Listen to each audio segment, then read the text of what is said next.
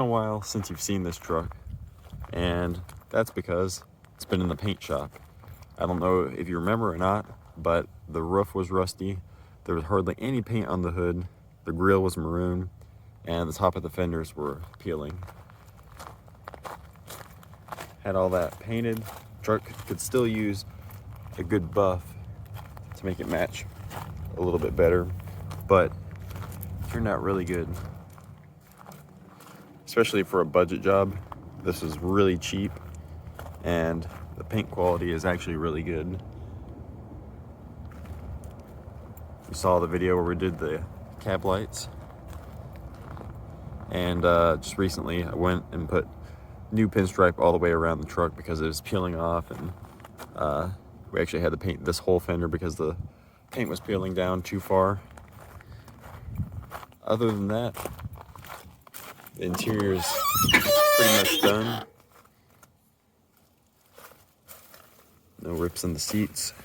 It's a little wore. Still got to get a column piece for it. Still needs a boot down there.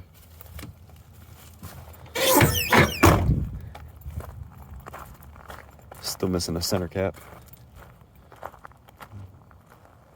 But overall,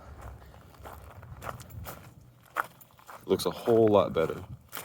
Like I said, obviously it's still dirty, still needs a buff.